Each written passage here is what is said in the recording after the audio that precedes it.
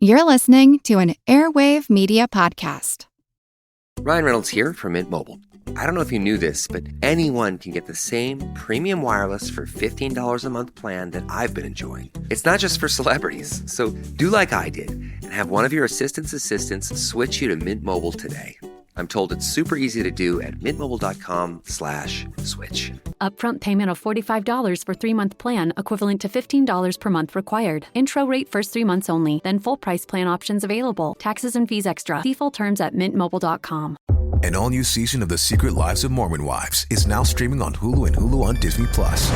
Mom Talk has just been blowing up. Whitney and Jen are on Dancing with the Stars. Taylor is a bachelorette. Saying that out loud is crazy. Like, that is huge. But all the cool opportunities could pull us apart. It's causing issues in everyone's marriage. My whole world is falling apart right now. It's chaos. Watch the Hulu original series, The Secret Lives of Mormon Wives, now streaming on Hulu and Hulu on Disney Plus for bundle subscribers. Terms apply. This is Jen. And Jenny. From Ancient History Fangirl, and we're here to tell you about Jenny's scorching historical romantasy based on Alaric of the Visigoths, Enemy of My Dreams. Amanda Boucher, best-selling author of the Kingmaker Chronicle, says, quote, "This book has everything: high-stakes action, grit, ferocity, and blazing passion. Julia and Alaric are colliding storms against a backdrop of the brutal dangers of ancient Rome. They'll do anything to carve their peace out of this treacherous world and not just survive, but rule." Enemy of My Dreams is available wherever books are sold. So from the vagina of nations, the Goths burst forth.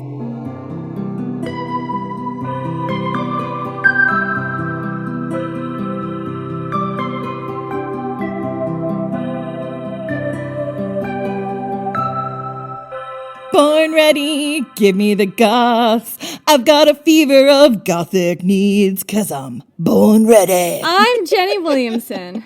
And I'm singing about the Goths. I mean, Jen McMenemy. And this is Ancient History Fangirl. What the fuck are we doing edition? Oh my goodness. We're finally going to talk about all the things in the epic, excruciating detail that I have been experiencing them in for the past 8 years, 10 years. I believe it's 10 years of knowing Jenny and knowing about her obsession with Alaric of the Visigoths and this epic books now that she's been writing. So basically what happened was, okay, I'm gonna justify myself here.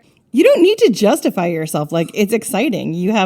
We all have our Roman Empire, and yours just so happens to be Alaric of the Visigoths in the migration era. It's kind of hot. Well, mine happens to be the Roman Empire during the migration era, which includes the Goths. My Roman Empire is the Roman Empire, as a matter of fact. But anyway, so you guys, so what happened was that Jen, as we were discussing things that we could do on the podcast, relative to the book coming out, Jen was like, why don't you, triangulate the Goths like you did with the Gauls and the Picts and the Scythians? Like, why don't you just do that?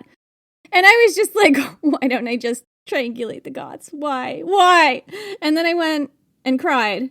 And then I wrote a lot of episodes about the Goths because it turns out that it's actually a lot more complicated than that. And then I regretted asking her to do it. And then I was like, oh, this is like that time I was like, I'll just do that one episode on the Thracians, and then proceeded to do 3 or 4. It's even worse than that, Jen, because how many episodes have I done on the Goths so far? Like 10, and I'm still going as of this recording. Sure, but you're also writing a book and set in this like time period. You're real steeped in it. I just did that just because I was like, I need to understand who Spartacus was. Like, the Spartacus arc was supposed to be 2 episodes on the rebellion, and it turned out to be an entire season that I carried most of it. So I was like, but you need to know about all the Thracian gods. Bendis is Bendis. I have been avoiding triangulating the Goths for a very long time on this podcast. You may have noticed that I did episodes on Alaric and Galla Placidia and Honoria and Attila, and then kind of didn't for a long time because I knew it was just this really big, giant historical tangle, and it would be really hard to sort of pick through that. And I kind of didn't want to do it at that moment because I have been reading about the Goths and researching the Goths and trying to figure out what they were doing and when at various times to give my book, a kind of, teensy patina of historical accuracy for 8 long years. See, because I have peeked into the rabbit hole. I knew what was down there. The problems are myriad, and one of them is that while we have reams and reams and reams and reams of military history, mostly about what battles were fought and when, and all from the Roman enemy, outsider, colonizer perspective, we do not have a lot of information by the Goths themselves about who they were and what their culture was like, except for later sources who were culturally Romanized. But we actually do have quite a bit, more than I would think. You just kind of have to know where to look for it, and you will see what I'm talking about. But anyway, looking at the giant pile of history was just so overwhelming to me that eventually I just threw up my hands and decided that fine, in my book they're all just proto-Vikings, and we're moving on. So that's not exactly historically accurate, but it's not inaccurate either, and I went along that way, writing a whole book and starting a podcast based on initial episodes written on the lives of key players of the migration era that I was writing in, which would be Ataulf, Alaric, Galla Placidia, Honoria, Attila the Hun. And I started with that sort of baseline knowledge, and it did carry me a long way, because it isn't, you'll see how inaccurate or accurate it is. You can go a long way thinking proto-Vikings, right? Yeah, I mean, as being someone who is being educated at the same time as you, listeners, in some of this stuff, you can. And it's not 100% wrong. It's also not right either. Like, it's a little more complicated. What it does is it gives you a patina of verisimilitude. I know you love it when I say that word. Oh, listeners, she's saying verisimilitude. I mean, this is definitely on our bingo card. Drink every time you hear it, whatever you're drinking. Hopefully water, because we all need to drink more water. Hopefully booze, okay? Because we all need booze to get us through the end times. So, the reality is that the Goths were a hugely important group of people in the ancient world, but untangling who they were is difficult. You know, the work that Jenny did is really work that's worth doing, because the Goths were important. They stormed the border of Rome en masse, scored outsized victories that no one had won before, killed 2 emperors and raised up their own, sacked the city of Rome after 1,000 inviolable years, established their own kingdoms within the decaying corpse of Rome, like hagfish colonizing a whale carcass. And that is definitely a sentence Jenny wrote. I would never think of that. It's fantastic. Yeah, that's a patented Jenny Williamson extremely random simile. A J. Willie special. The Goths had their own mythology, their own language, their own literature, their own version of Christianity. Their name has inspired the names of architecture, literature, and fashion into modern day, and, vampires. So whenever you set the date of the fall of Rome, there's no question the Goths were instrumental in felling it. So who were these people? Who were the Goths? Who were the Goths, and where did they come from? While the Goths are generally understood today to be a Germanic people, modern historians today debate if Germanic was even a thing in the ancient world in terms of a culturally consistent group of people allied in some common political, alliance or cause or something. It's kind of like the Gauls and the Celts, right? And even if you can say Germanic existed as a concept, how closely Goth can be tracked to Germanic is also debatable. The Romans and Greeks themselves never referred to the Goths as Germanic. They did, however, use the word Goth to refer to any sort of wild, untamed, non-Romanized barbarian peoples early on, before peoples known as the Goths formed.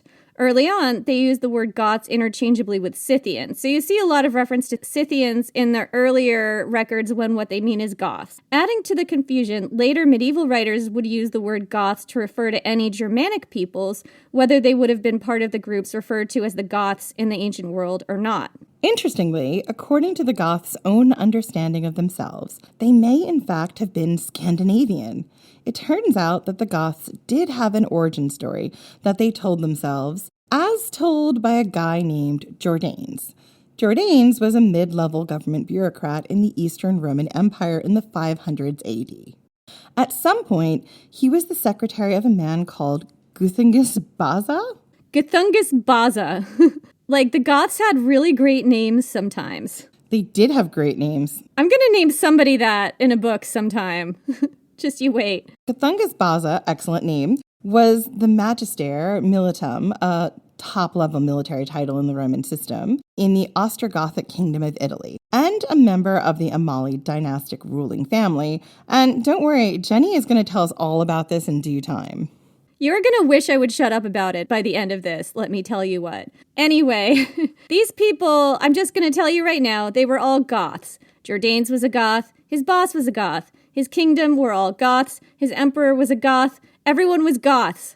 Goths all the way down. Goths all the way down, but they were also heavily Romanized, Christianized Goths ruling the Italian peninsula, and they arguably considered themselves as continuing the tradition of the Western Roman Empire at that point. They probably saw themselves as the real Romans now. Anyway, Jordanes was the secretary to the top military commander of a prominent Gothic group that ruled the Western Roman Empire at this point. He was also a Christian, as most Goths were by now, and there is a lot of God talk in his work, by God's will, if it be the Lord's will. You get a lot of that. Yeah, I mean, that's pretty standard for his time period as well, right? With the rise of Christianity. I mean, that's going to be standard in a lot of writings for a long time now. Jordanes wrote a history of the Gothic people called the Getica, or The Origins and Deeds of the Goths, roughly around 551 AD, about 140 years after Alaric sacked Rome. This work is supposed to be only a summary of a much longer multi-book history of the Goths written by a statesman called Cassiodorus in the 520s AD, which is now lost. In reality, the Getica probably doesn't follow Cassiodorus' text very closely. Jordanes himself complains in his introduction that he has no access to his books, that I may follow his thought, quote unquote. He tells us that someone lent him copies of Cassiodorus' works, but only for 3 days. And honestly, it takes me so long to read things. I could not read all of those works in 3 days. Jordanes says that he wrote the Getica at the request of an unnamed friend and described it as, quote, truly a hard command and imposed by one who seems unwilling to realize the burden of the task, unquote. So somebody in his life asked him to triangulate the Goths.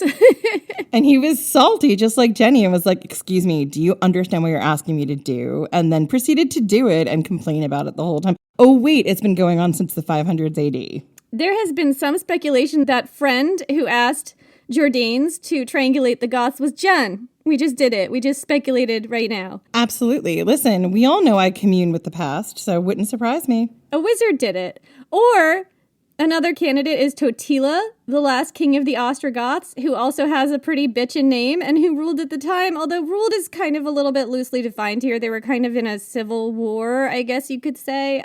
Some kind of a war. They were in a war. Or that the work the Getica was based on, like I said, by Cassiodorus, served the same purpose, that this was an act of imperial myth-making in order to establish the Ostrogothic kings, the Amalai, and Theodoric's family specifically. Theodoric the Great would have been the king in Cassiodorus' time, to establish his family specifically as having an exalted history. I mean, the Trojan War even shows up, and when the Trojan War shows up, you can be pretty sure this is an act of imperialism. Oh yeah, it all goes back to tying yourself to that war in some way. So the reason I'm telling you all this is so that you'll keep in mind that this document may not be intended as historical fact. To add to all the potential imperialist myth-making going on here, Jordanes himself admits he doesn't actually remember the words of Cassiodorus' text that well. His introduction is wild. He just discredits himself right and left. However, some historians believe he was relying heavily on Gothic folktales and oral histories that are preserved nowhere else, so we cannot entirely discredit that.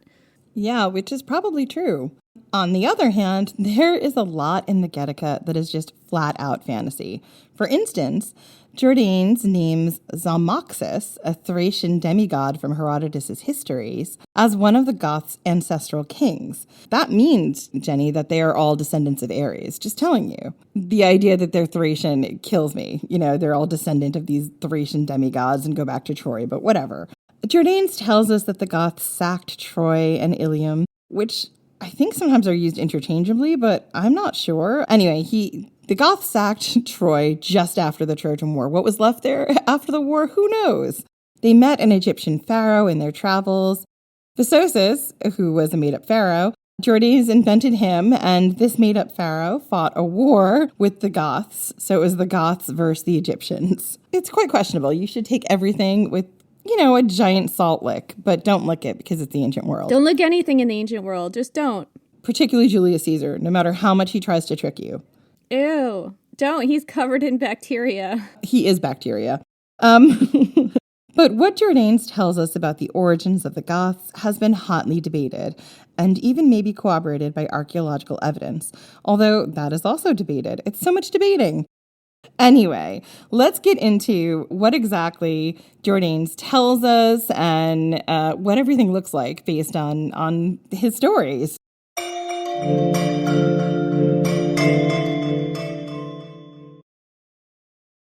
Greenlight helps kids learn about money by actually using it. It's a debit card and money app that teaches kids to earn, save, and spend in real life, not just swipe and hope for the best. Learning happens naturally, in the moment. Parents can set limits, see real-time spending, and guide better habits all in one place, without constant check-ins or cash runs. Don't wait. Try Greenlight risk-free today at greenlight.com/trygreenlight. Is there a baby in your life who's about to start solid foods? This can be such a confusing and stressful time. As a mom of 7, I really struggled with spoon feeding my oldest baby. But once I realized that babies can safely feed themselves real, wholesome foods using the principles of baby-led weaning, feeding the rest of my babies became an actually enjoyable experience instead of something that I used to dread. Hi, I'm Katie Ferraro, college nutrition professor and dietitian specializing in baby-led weaning, and I host the Baby-Led Weaning Made Easy podcast. Each week, we cover evidence-based, safe infant feeding practices for parents and caregivers of babies who are 6 to 12 months of age. So, if you're confused by all the conflicting info you hear about starting solid foods, or you want easy, actionable tips on how to safely prep food for your baby or introduce allergenic foods or figure out when to drop a milk feed, we cover all that and more, plus interviews with the world's leading feeding experts in 2 new episodes each week. Search Baby-Led Weaning wherever you listen to podcasts, and happy feeding.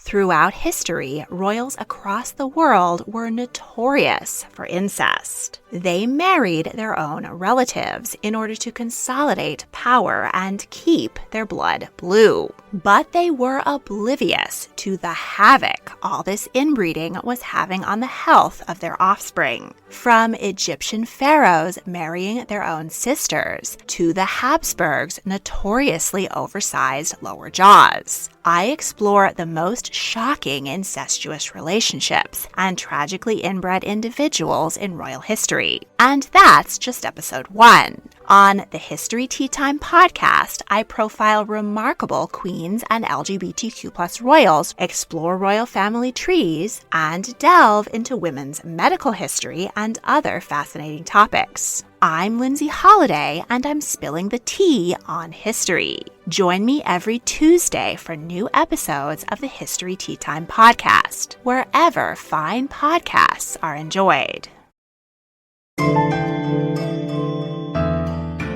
Yeah, so this is the story of the origin of the Goths according to Jourdains. So the first thing that Jourdains tells us, this is the first thing I'm going to tell you, is that the Goths came from an island called Scanza in the far-off snowy north. Quote, this is from Jourdains, "The same mighty sea had also in its Arctic region, that is in the north, a great island named Scanza, from which my tale, by God's grace, shall take its beginning.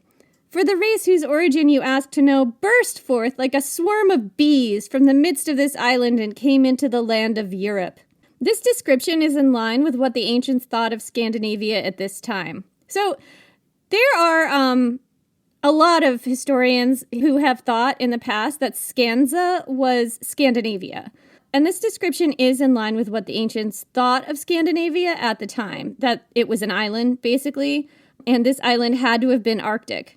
Jourdains tells us that the northern reaches, quote, "are said to have continual light in midsummer for 40 days and nights, and who likewise have no clear light in the winter season for the same number of days and nights." I find this super fascinating, particularly because, when I was living in Europe, the islands up in that region are still quite, remote. And if you go visit them in the winter, they are really beautiful. And it is true, they don't have a lot of light. And I'm going to point this out when I see them. There's certain numbers that as soon as I see them, based on, having grown up indoctrinated in a religion. Catholicism, spoiler, but the Christian religion has a massive influence on our culture, right? But there's certain numbers in the Christian religion that are key numbers, and 40 days and 40 nights It goes back to the Great Flood myth, I believe, and it also in particular goes to the Lent season, which is 40 days and 40 nights. I believe that's when Jesus was wandering in the desert and the devil was tempting him. So when I see these numbers, there's certain ones I'm going to call them out because it really helps us understand who our sources are. And I don't know whether this is true or not true, like the 40 days and 40 nights being light or dark, but it definitely has that feeling of Christian monk showing, even though Jourdain's is not a Christian monk. That's just our shorthand for when something has been Christian washed.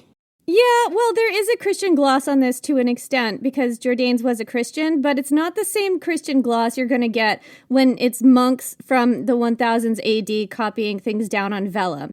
He doesn't necessarily have the same lens or the same agenda, which I find really interesting. I don't know why the 40 days and 40 nights are here, but what it tells me is that perhaps he's using that phrasing to just make this all sound more mythical and grand, like an ancient text that you might unroll that is telling you some kind of an ancient truth. Like he's giving it that gloss. He's giving it the sheen of like an older ancient mythology. Yeah. So let's continue. Jourdain's continues, quote, "Now, from this land of Scanza, as from a hive of races or a womb of nations," Latin uses the word vagina, as you do. So from the vagina of nations, the Goths burst forth. Where do you think that word came from? Like 2/3 of our body parts are named for Latin words. I know, but like it's just bad women's anatomy. Like the womb and the vagina are two different organs. Well, of course they are, but you know. Continuing this quote, "The Goths are said to have come forth long ago under their king, Berig by name.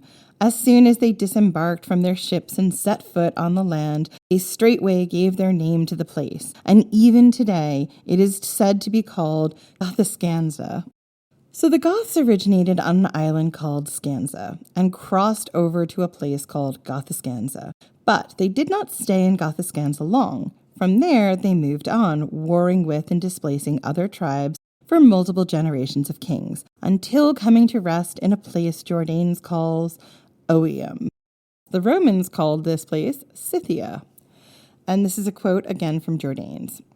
"In search of suitable homes and pleasant places, they came to the land of Scythia, called Oium in that tongue. Here they were delighted by the great richness of the country, and it is said that when half the army had been brought over, the bridge whereby they had crossed the river fell in utter ruin, nor could anyone thereafter pass to or fro. For the place is said to be surrounded by quaking bogs and an encircling abyss, so that by this double obstacle nature has made it inaccessible. And even today, one may hear in that neighborhood the lowing of cattle and may find traces of men, if we are to believe the stories of travelers, although we must grant that they hear these things from afar, probably in the bogs or in the abyss, unable to get home." The quaking bog. For centuries, historians and gentlemen scholars all agreed that Scanza was Scandinavia, and Gothiscanza, where the Goths halted for a few generations before moving on, was Poland. This idea continued more or less unchallenged up until the 1800s or so, or after the 1800s, and the Goths were thought of as proto-Vikings who split off from the same Nordic peoples who became the Vikings maybe 2,000 years or so before they actually came to be called that. And to be fair, there are some intriguing similarities between Germanic cultures from Roman times and the Vikings, such as the fact that the Viking god Odin may be related to what I've seen described as the Germanic god Woden, although that's actually an Old English word, Woden, and scholars now heavily debate whether the Goths' chief god was the equivalent of Odin or not. This is actually based on Tacitus's assertion that the Germanic people worship Mercury, and the scholars making superficial connections between Mercury and Odin, but I digress on that. Yeah, which is fascinating because Mercury is quite a trickster god. Odin is also a trickster, but they're quite different. They're super different, and I am going to get into the gods of the Goths, and what various gods may be and stuff later. It's coming, trust me. So, there's also an intriguing saga from Gotland, Sweden's largest island. It sits in the Baltic Sea between Sweden and Denmark, and the name Gotland has been etymologically linked to the name of the Goths. The saga in question is called the Gute Saga, and it tells the story of the descendants of 3 brothers who grew so numerous the land could no longer support them. So they all drew lots, and every third person was sent away. Some have pointed to parallels between this and Jourdain's story of migration, which began with overpopulation in the home country. Some historians today do see Jourdain's account as more or less accurate. Others believe the Goths were more likely an indigenous people who lived in and around the Black Sea in Eastern Europe. Studying the Goths and trying to determine who they were is a deep and winding rabbit hole, and it's very hard to triangulate. I would say it's much harder than other cultures I've done a deep dive on, such as the Gauls, the Scythians, or the Picts. But for Alaric, I am going to give it a try, and we'll see how messy this gets. I want to talk about the Weilbark and Chernyakov cultures. While it was first recorded in Greek and Roman sources in the 200s AD, the name Goths is a Germanic word. It comes from the Proto-Germanic gutos or gutanese, which is closely related to two tribal names, the Geats of southern Sweden and the Guts of Gotland. In Greek and Roman sources, they were often referred to as the Gutones early on. This is before they were even called Scythians, indicating people who lived in the land of the Vistula River, which is in Poland, around the 100s AD. The word seems to have meant the pourers, or those who pour themselves out. That's what the word that the Goths is related to means. Like, it had that connotation. What does it mean exactly that these people call themselves the pourers? I have seen lots of suggestions, from an association with an important river, the Danube, the Dniester, the Vistula, ?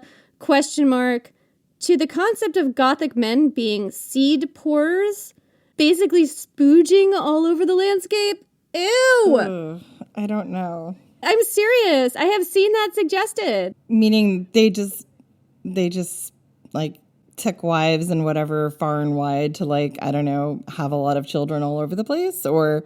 They spooged everywhere. That is what it means. Is this a reference to plunder and rape? Is this a reference to just breeding a lot? Like, I genuinely do not know. All right, let's get back on some sort of track. It's already gotten messy, I'm sorry. I have a totally different view of Alaric now. There's one takeaway in the whole series. So one interpretation that might make the most sense is the idea that the Goths were a people who poured out all over the landscape, not with regard to their specifically, but as migrants. It's not ruling out the sperm. It doesn't have to be mutually exclusive, okay? So even before the migration era... Jen's like, could we move on? I need to move on. I'm like, no, I want to keep talking about the sperm. I know you do, but I'm like, I am just not feeling that at the moment. I feel like it's making this episode really sticky, and I want to Lysol it. Moving on. I'm 11. That's where my sense of humor is right now. It's all right. We'll get a great review about that. I'm sure. I'm a very serious historical fiction author. Oh, yeah. That's what you're known for. You're serious historical fiction with a patina of truth. Verisimilitude. That's what we call that. With a verisimilitude of accuracy and a patina of truth. Okay, so even before the migration era, she says, taking a calming breath, the Goths were a people who migrated. Migration is an important thread running through their story, visible in their mythology, their archaeology, their origin story, and their history. They were outsiders, newcomers, immigrants, wandering in exile, searching for a homeland. And when they did stand still, they were often driven off or had to fight for what they had with bloody tooth and nail. And that's been true ever since they drew those lots in Scanza. So let's look at their earliest history, before the migration era, before their first mentions in Greek and Roman sources. This would have been the time mythologized in Jourdain's account, and potentially in other mythologies such as the Gutta saga. There are two cultures in archaeology that have been linked to the Goths, the Weilbark and Chernyakov cultures.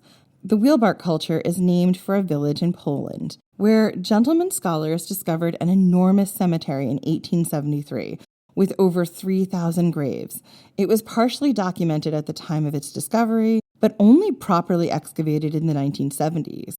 So this cemetery was in use for approximately 500 years, from the 100s AD to roughly the 500s AD. Studying it is kind of a challenge because a lot of the graves have been damaged from antiquity, as it seems many of the earlier graves were disturbed in the digging of later ones, up until World War II. But here are some things we can glean from evidence in the ground. At first, these people burned their dead. Most of the earliest burials consist of a simple urn in a pit, and they used special funerary urns that were not waterproof, so they had no other use besides as funeral urns, theoretically. At some point, the wheelbark or wildbark culture, not sure which, started to change. It started building large barrow tombs and including grave goods, mostly costumes, ornamental relics, and spurs. These were a horse culture, but oddly, never weapons. Mostly their relics were made of bronze. Silver, gold, and iron were rare. One bronze kettle was found depicting a man wearing his hair in a Swabian knot. I kind of want to do a Patreon on the Swabian knot. We'll see. I'm here for that. I mean, these barrows remind me a lot of the Thracians and their graves that have been found. Yeah, but so many cultures had barrow tombs. I mean, you find them in Ireland, right, in the Neolithic era. Yeah, but they were much closer to where they were. Like the Goths and the Thracians geographically were closer. And also the things that they found in there, like the cultural things, seem similar to what you would have found in a Thracian barrow, but who knows? So the wildbark culture built mounds and covered them with stone. They constructed stone circles and solitary stelae. And they used cobble cladding to create flooring.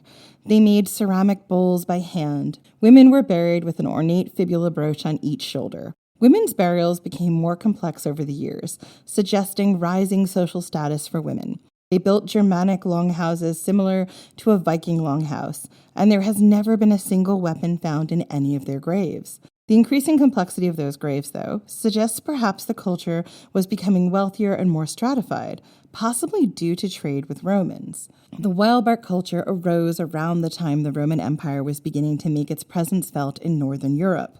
Prior to then, from the Rhine all the way to the Vistula River in Poland, a distance of over 621 miles, people performed their burials pretty much the same, burning their dead and burying their ashes in pits with few grave goods. This may suggest cultural continuity between Germanic cultures in this vast area. All of these changes that occurred in the wildbark culture suggest a rising social status compared to the other cultures around them, including the lack of weapons. If you look back at the Hallstatt culture among the Celts, which we covered in Everything Belongs to the Brave, that's also going on with them, right? They did sometimes bury their dead with these sort of ceremonial knives, but they didn't really have like a martial culture where they were burying men with or women, people with a ton of weapons. The Celts seem to have an origin in a culture that became wealthy due to contact with Rome, and at least at first were probably wealthy merchants that were not that martial. At least if you look at what their graves say about them.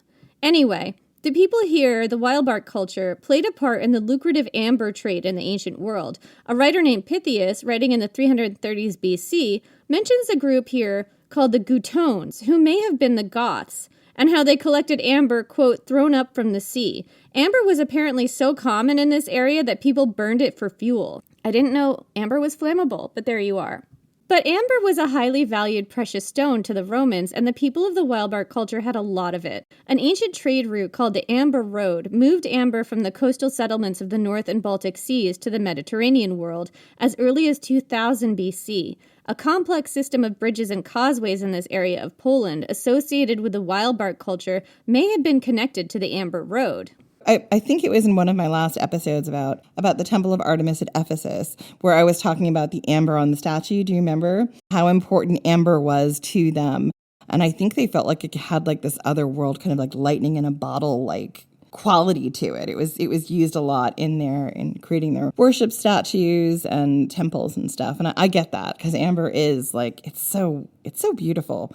Apparently they didn't have as much of it where they were. So the idea that this other culture has it and is burning it for fuel is wild.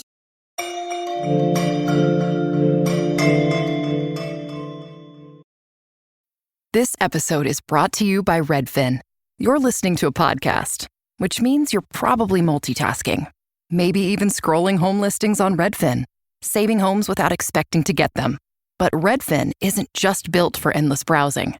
It's built to help you find and own a home. With agents who close twice as many deals, when you find the one, you've got a real shot at getting it. Get started at redfin.com. Own the dream. This episode is brought to you by Cologuard. Do you know what's really scary? Not screening for colon cancer when you turn 45. The Cologuard test is non-invasive, requires no special prep or time off work, and ships right to your door. In just 3 simple steps, Cologuard takes the scare out of colon cancer screening. If you're 45 or older and at average risk, ask your healthcare provider about the Cologuard test. Cologuard is available by prescription only. Learn more or request a prescription today at Cologuard.com/screen. Walmart Business saves you time, money, and hassle, which means you can focus on what really matters. Like putting the money you save back into what you do. Spending more time training your team, filling orders, and finding new clients. Anything and everything, right down to, oh, that's one, choosing the best hold music. Walmart Business. It's the Walmart you love, now for your business. Learn more at business.walmart.com. So what do we know about the wild bar culture? Let's recap. We know that they lived in Poland, which historians have associated with Gothiscanza, Jordanes' landing place of ancestral Goths who emigrated from Sweden or Skansa. When they arrived, they may have plugged into the lucrative amber trade, serving wealthy customers in Rome and bringing riches to their community. Their simple burials became more complex. We have a sense that women had a high status in these communities. Women were buried with 2 elaborate fibula brooches, 1 on each shoulder. Weapons were never buried in graves. We don't know why, although one possibility is that they were not very martial, at least not yet. So I have this theory that potentially they didn't bury their dead with weapons because the weapons were incredibly valuable and were maybe ancestrally passed down throughout the ages, potentially because the raw materials to make those weapons might not have been as handy to them as they were in other places. Therefore, to bury your sword with someone else, with your dad, would mean you didn't have a sword. Yeah, I think that that's one possibility, and we are going to get later on the kind of weapons the Goths had and the availability of various metals. So you might be onto something there. The first thing I thought when we didn't see anything in the grave goods was not that they weren't necessarily martial, but that they might not have had the same access to it, and therefore, they would keep that sword forever, passing it down the line. One of the things that we'll talk about is spears, and, spears require a lot less metal, right? Not as much metal as a sword or an axe. And we do know they had a lot of trees, so it would be much easier to create a spear. This is one of those things where, if their big, exports were maybe, silver, gold, and, amber, those things are not good for making weapons. They're great for decorating things, but not weapons. Anyway, we know from the archaeology that these people bred and raised horses and lived in longhouses, long, narrow communal houses where multiple generations of families and their animals lived together under one roof. Was it like the interconnected sex houses at Scarborough? You would have had more privacy in the internet-connected sex houses. Even with the guy sitting in the chair at the fireside watching you. Well, maybe not. It's actually kind of confusing because what was it, 18 people slept in these 2 tiny stone beds? What was that? Maybe more privacy is wrong, but I think it was, you had more space, right? These would have been large public halls. And I've seen different, questions about how these would have been set up, in Viking times where there would have been dividers. So there would have been potentially rooms where people had privacy, I'm not 100% sure, but that's one theory. Yeah, because even in Viking times, they're I really don't want to watch Grandma and Grandpa screwing. I guess in those times, privacy was not as valued. I mean, they had a lot of children, so they were definitely getting it on. That's all I'm saying. Well, yeah, was privacy as important as just staying alive through warmth and you had to spoon your family members as they boned? That's how everyone stayed alive. You know what? I'm really glad I live in modern times. As much of a shit show as we're in right now. Anyway. I'm gonna move on. I'm gonna continue to drink. You know what? I'm gonna get some wine because I feel like I've hit that point of this recording. Fair. I'm gonna read this paragraph. They farmed the land. But, key fact, they were not very good at farming. Their farming techniques leached the land of nutrients, which meant they had to continually move, and this might have been one reason why the Goths were so known for migrating. Settlements tended not to last more than a few hundred years at most before they had to move on. So, these were horse people and incompetent farmers who lived communally in longhouses and saw their fortunes improve early in their history as compared with their neighbors, probably due to the amber trade with Rome. Not long after this culture appeared in the archaeological record in the 1st century AD, the evidence in the ground shows that their population density increased, possibly due to all that amber wealth. However, the soil became depleted in the area, making these farming communities unable to support so many people. So the people began to expand southward, displacing some cultures and absorbing others. By the 200s AD, they started showing up in Roman writing. It's possible some were recruited into the Roman army, and it's here that the Roman writers start referring to them not as Gothones, but as Scythians. Which is one of the things that makes it tough to track this history, right? Because sometimes what you're looking at is that they're writing about this battle where they just call these people Scythians, but they're actually talking about the Goths, but they're not calling them the Goths, right? And there are a lot of different peoples that they call Scythians. And also I think that name tells you what their relationship to these people were, because the Scythians were people they had a martial relationship with, either as, adversaries, or sometimes they had them as federati, right? But they had a martial relationship with the Scythians for the most part. Absolutely. So the names used for these people by Greek and Roman writers changed over the centuries. It seems to us that the earliest names in the ancient sources were those like the Gothones, which refer to the Goths still in Scanza and Gothiscanza. Although that name, it changes. It could be Gotones or and there are different sort of Goth-like words that appear in certain ancient sources that I've seen historians point to and say those were the Goths. That's who they're talking about now, but that isn't necessarily 100% agreed on. Sure, because you're talking about a period of time where one of the things that the Romans and the Greeks and Egyptians were pretty good at was centralizing their language and keeping a consistent spelling of things across different places. But regionally or dialectically, it could have been different in different places. And when you see that, it does get confusing of which one is this right? And sometimes it might be someone encountering a culture they haven't encountered before who are calling them some things and they don't realize that is this other name, and so it gets confused. Now you see, part of my, why I was, crying when you're triangulate the Goths, Jenny. I mean, sorry, not sorry. So, once the Goths arrived in Oium, their homeland by the Black Sea, the Romans and Greeks started calling these people Scythians, right? That makes sense. That's where the Scythians, they think, came from, in theory. That is, geographically close to other people that were called Scythians. And also it shows that they were starting to have, come up against these people in more of a, they were starting to rub shoulders in a way that turned out to be martial. Exactly. The Greeks and Romans used the name Scythians to differentiate Gothic groups from other Germanic groups. There are other Germanic tribes that they don't call Scythians. They call them Germanic. Yeah, we know that from Germanicus the Manicus, right? They had names for people who they considered to be Germanic people. And that name was not Goths, right? It was Germanic.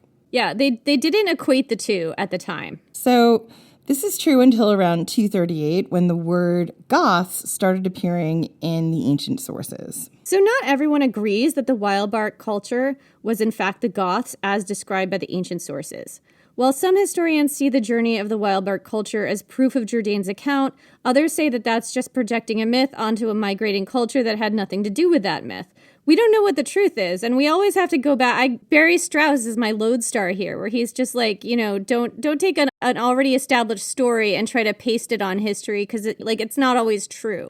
And that's kind of what is happening here when we take the Jourdain's story of migration and try to paste it onto this archaeological occurrence where it does seem like there was a culture that migrated from this place to that place in a way that looks, to be honest, extremely basically identical to what Jourdain says. But it is true that the people of the Weilbart culture expanded from or moved from Poland south and east into Roman territory. And it's here that the Scythians and then the Goths start showing up in Roman writings. And that is where I ask, coincidence? I think not. Or do I? I don't know.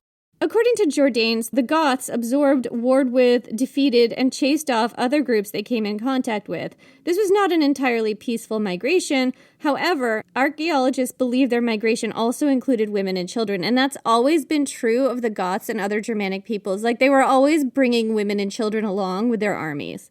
Yeah, which suggests either a nomadic existence or the resources from where they came from no longer were able to support them. Therefore, there was nothing for them to go back to.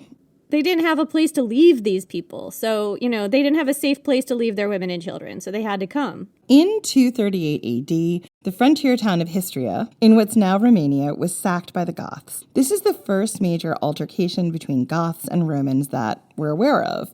So that puts the Goths, or the Wellbark culture, on the shores of the Black Sea by 238 AD, a journey of over 1,128 miles. And this is around when a group called the Chernyakov culture settled on the north shore of the Black Sea. According to the archaeology, they started showing up in this area between the 100s and 400s AD. And they lived along the shores of the Black Sea and across a large swath of Eastern Europe, covering Ukraine, Moldova, Romania, and Belarus, an area that the Romans would come to refer to as Gothia. In Jordanes' account, after wandering and fighting for multiple generations of kings, the Goths arrived at Oium, a land of fresh, rich meadows, lush grazing for cattle, and fertile soil for farming. And spooge. So much spooge. That's how it got so fertile. Oium was so sticky. Jordanes' account says that the Goths crossed a bridge over a river which fell behind them, signifying that there was no going back. But another thing historians don't agree on is whether the Chernyakov culture is just the Wellbark culture when it settled down. Whether that's what it is or not, we don't know. So the theory is that the Wellbark people settled down in this area and became the Chernyakov culture, and the two are quite similar. Like the Wellbark people, the Chernyakov people were farmers. Lots of farm implements have been found in their graves. They raised cattle, lived in longhouses, and both buried their dead and burned them, like the Wellbarks. A wealth of grave goods has been found with their dead. Belt buckles, ceramics, combs made of bones, glass cups and jewelry. They made pottery using pottery wheels and their hands. They traded with the Romans, mainly for wine, and they did not bury weapons in their graves. That is actually the biggest clue here to me that the Chernyakov and Wellbark cultures were the same, is that this is like a really defining feature. Or a progression of one culture to the other. Was it just cultural exchange that they started doing a practice that their neighbors did, or was it the same exact people, right? We don't know. Another differentiating factor here, women were always buried with two fibulae, the two big brooches on their shoulders, one pinned to each shoulder. Now, it does sound similar. So, were these people Goths? Were the Goths originally Scandinavian? Were they Germanic? Or were they, as other historians believe, an indigenous group to this area? We don't know for sure. There are all kinds of reasons to doubt that you can track the Wellbark and the Chernyakov cultures directly to the migrating Goths and Jordanes. Peter Heather, in his book The Goths, talks extensively about how problematic it is even dating some of this material, which would throw the chronology of this migration in doubt. Which just tells you, like, even the basic facts of, like, when this migration happened and what we can track it to, it's, like, it's confusing. And so it's easy for us to sit here and just say, oh, yeah, it looks like the exact same thing. But that's not necessarily true. Like, as humans, our brains want to make a story out of this that makes sense. Yeah, it's like, can't remember if it's confirmation bias or not. Yeah, it's kind of like that where you start to see patterns, whether or not they're actually true patterns or just like your brain is trying to make a pattern out of things in order to make it make sense to you. Right. Or like, oh, I saw this in Jordanes. This must be those people. Yeah, exactly. And it's a lot of work to unpick. And there's certain things that we have now that we didn't have during Jordanes' time, including things like, you know, we can DNA test and date things much clearer than we could then. So whether or not the Goths came from Poland or Scandinavia, or if indeed they were indigenous to this area, we're pretty sure that there were people living to the west and north of the Black Sea by the 200s or 300s AD, and that these people were called Goths. We know that because the Romans and Greeks talked about them. Yeah, we know that too, like I said, because they had a lot of interactions with the Temple of Artemis at Ephesus, so it's another culture they were touching on. They had a lot of interactions with the Roman Empire and, you know, the Greeks. Those are people who tended to write things down, like, in general. So that's when they start showing up as Goths, where we're 100% sure these are Goths. So what I suspect, this is just what I suspect, is that the Goths were like the Picts. They were a coalition of peoples bound together by hardship and pressure to fight the Roman Empire, essentially a group created by the Romans. They did have their own identity and culture, but the Goths as a people, like the Picts as a people, according to this theory, would not have existed if Rome hadn't existed.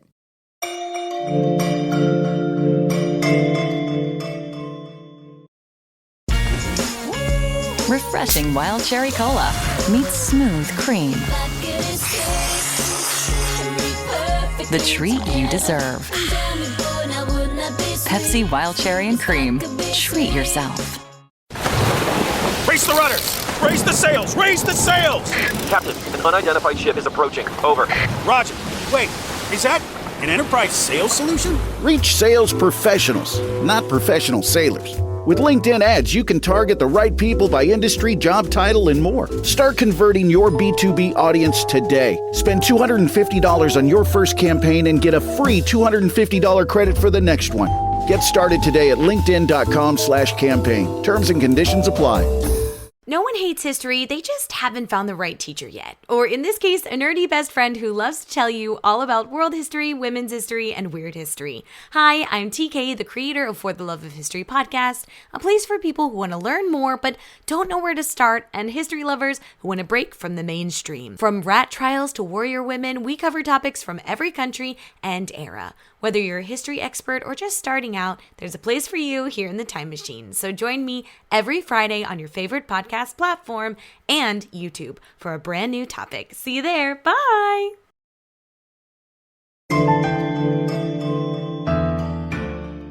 So we can learn some things about the Goths by looking at their language. Unlike with other groups of people like the Gauls or the Picts, we actually do have a fair amount of Gothic language preserved in writing, and it can tell us some things about who the Goths were, but it also leaves intact some mysteries. Before the Goths were Christianized, they did not write things down. Or if they did, very few things have been found. I can tell you what has been found. There have been a few scraps of things that are found that are pre-Christian Gothic writing, and it is fascinating. Dating from as early as the 200s AD, it seems that the Goths may have used Elder Futhark for writing, and this is the oldest runic writing system ever discovered. It is generally known for being used by northern Germanic peoples in the area of like Sweden and nearby. Kind of like a proto-Viking writing language, right? It's a precursor to languages such as Old Norse and Old Icelandic. In those languages, Elder Futhark gave rise to Younger Futhark, which was broadly used in Scandinavia during the Middle Ages.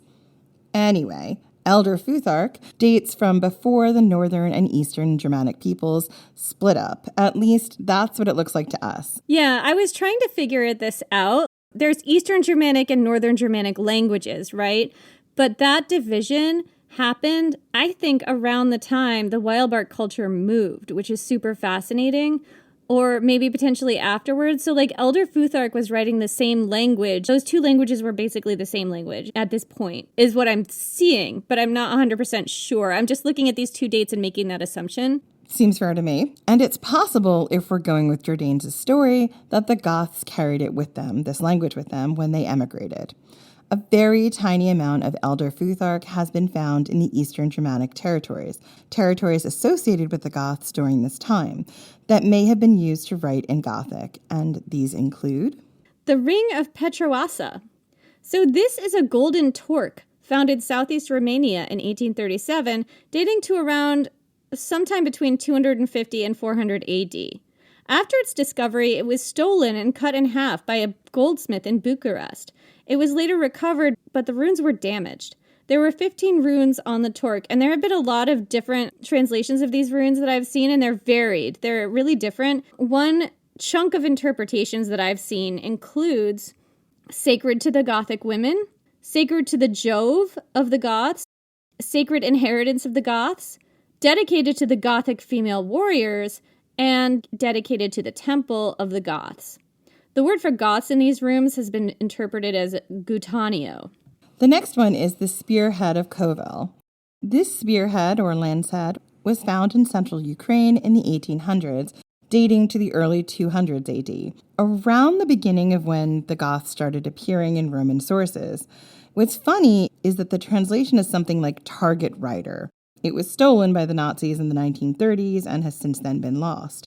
This may have been a name, which would be better translated as shore hitter, or something like that. Like they named man killer or something. It could have been this sort of name that they gave this weapon. Or it may have been a form of sigildry, a magic that involves writing a word or incantation on an object that produces an outcome and controls how that object behaves. Yeah, and we initially, the first time we talked about this was in that vampires episode, and it just makes me happy to see it popping up again and tying those cultures together, right? Yeah, well, I think this was something that happened in the ancient world in general. You know, writing was seen as a form of magic in some cultures. And if you wrote something down on an object, that might have, imbued that object with certain magical qualities. Like, I don't think that wasn't going on when people were writing things on those sling bullets, right? Later on that said, this is for Fulvia's clit. Like, yes, it's just kind of smack talk, but it also might have a sort of tinge of Sigaldric magic to it.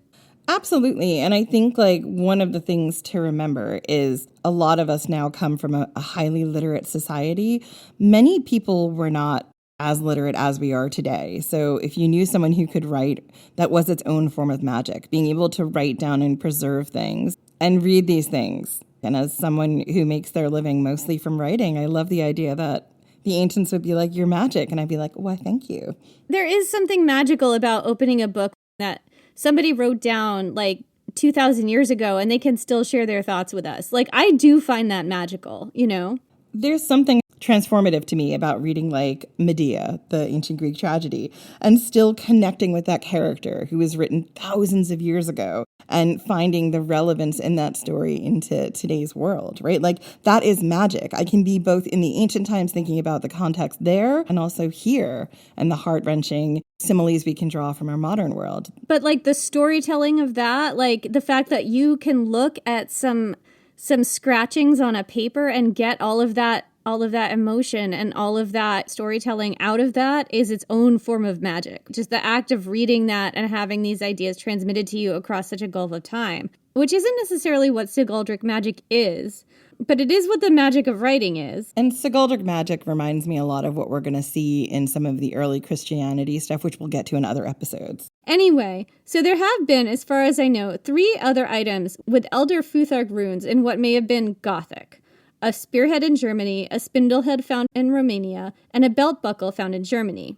And these were just like small enough, and hard enough to interpret that I didn't necessarily include them. But there's very, very, very little found in this time period and area that can be said to be Elder Futhark and Germanic, but enough that it's like significant. So the Goths were Christianized fairly early. It happened in the early 300s AD, or maybe even like the 200s sometime. It's hard to trace exactly when it happened. But this is the earliest Christianization of a Germanic people in history that I'm aware of. One key player in this process was a man named Ulfila. And I've seen him called Wulfila or Ulfilas as well. That name means little wolf, which I think is great. He was born around the year 300 AD in what is now Romania, solidly in Cherniakov or Gothic territory. He was born to a community of Cappadocian Christians who had been captured by Goths in a raid in Satagalthina, a city in Cappadocia in what's now modern-day Turkey. Ulfila was either captured with his mom as a baby or he was born in captivity. Some believe his dad was Gothic, but he may have also been Cappadocian. The general picture is that Ulfila had some connection to both the pagan Gothic and the Cappadocian Christian worlds, and he was raised Christian in a pagan culture that was at least partially hostile to his beliefs. Ulfila didn't convert the Goths wholesale. The process had already begun. In fact, the Goths in Crimea, a large island in the Black Sea that Russia should give back, were putting crosses on their coins in 311 AD, the year Ulfila was born.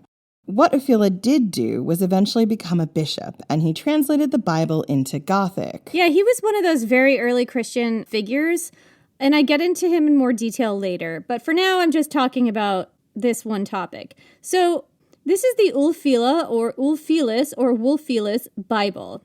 Only fragments survive, not enough to completely reconstruct the language. It's a translation from Greek to Gothic. So we do have a lot of written Gothic from this Bible. We don't have any Gothic writing like this outside of Bibles and other religious texts. We have other Gothic writings of other religious texts that are not this Bible. Those are also even more fragmentary. The only writing outside of biblical context is the Old Futhark on this very tiny handful of artifacts, which researchers aren't even completely sure is Gothic.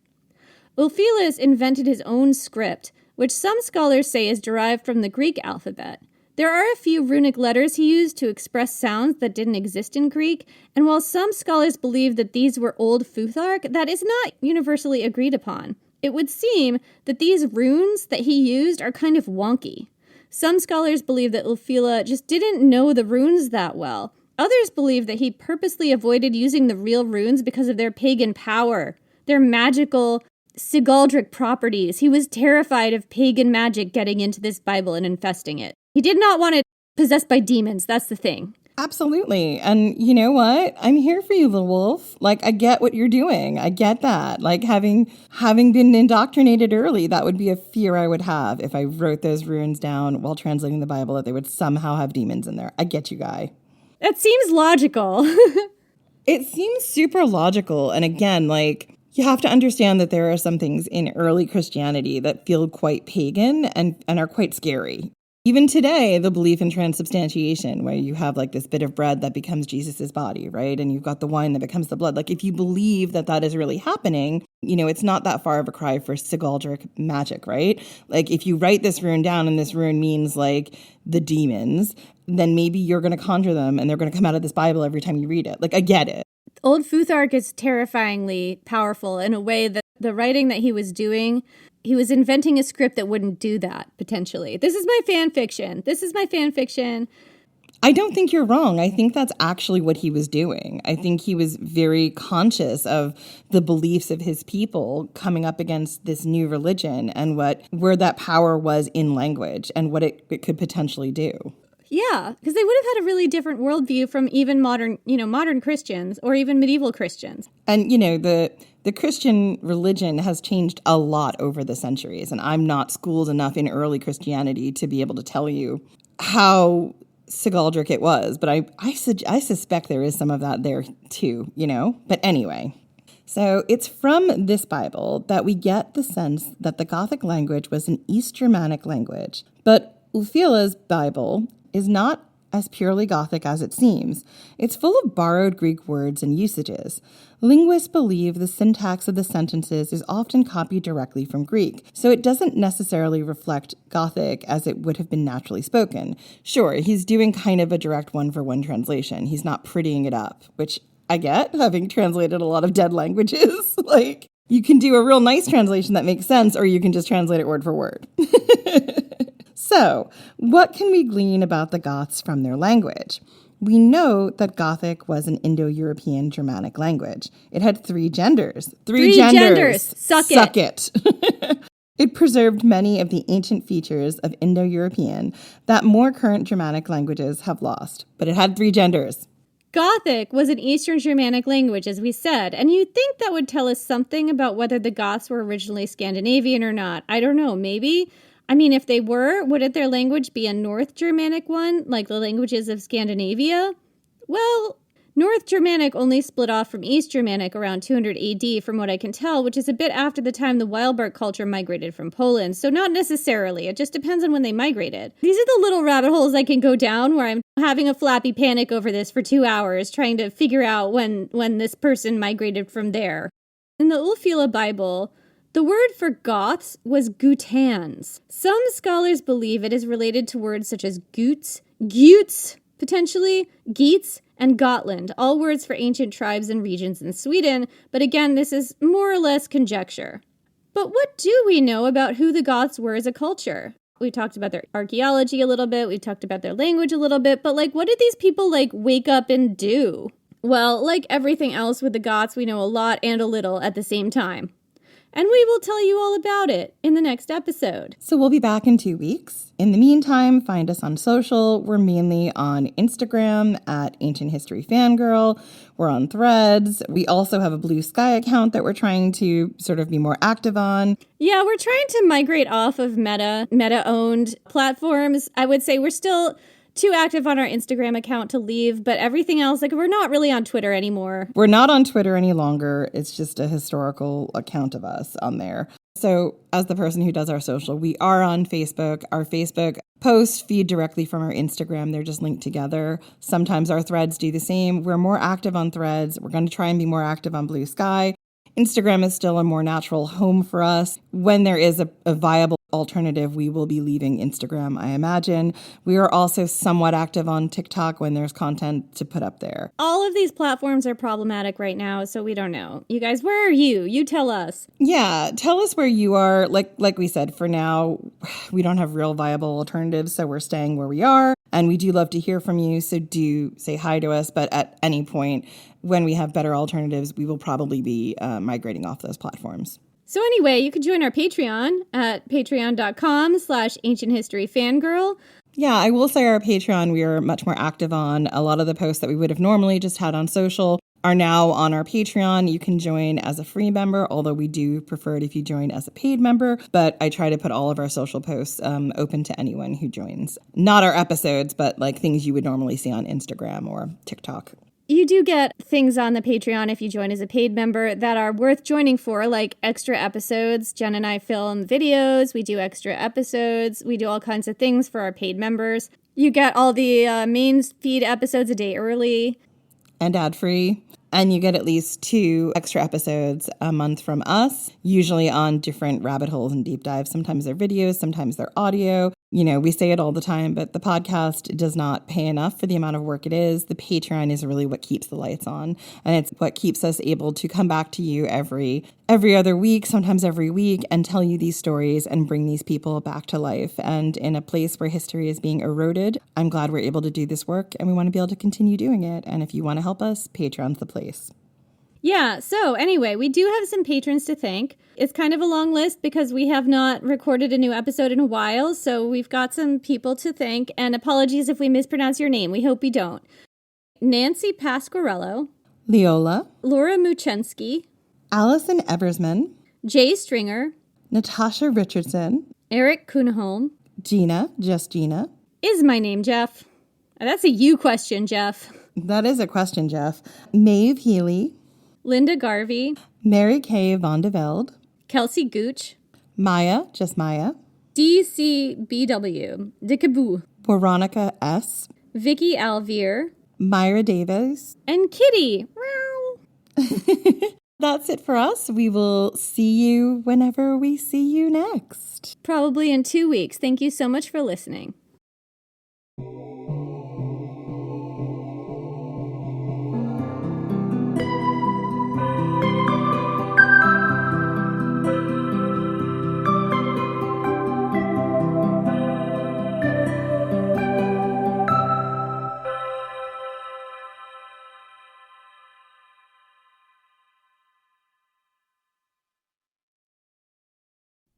Hello everyone, Stakuyi here. And I'm Gabby. And we are the hosts of History of Everything, a podcast which you can probably guess by the name is, well, I mean, it's about everything. Do you want to know why people thought potatoes were evil and would give you syphilis? Are you curious about all the stories of the terrible and stupid ways that people have kicked the bucket over the years? Do you want to hear tales about all of the different badasses of history and the lives that they had brought to life? Well, if so, then look no further. History of Everything is just the right podcast for you. It's available on Spotify, Pandora, and anywhere else that you get your podcast from. Join us for some fun and just see how weird and wacky history can be.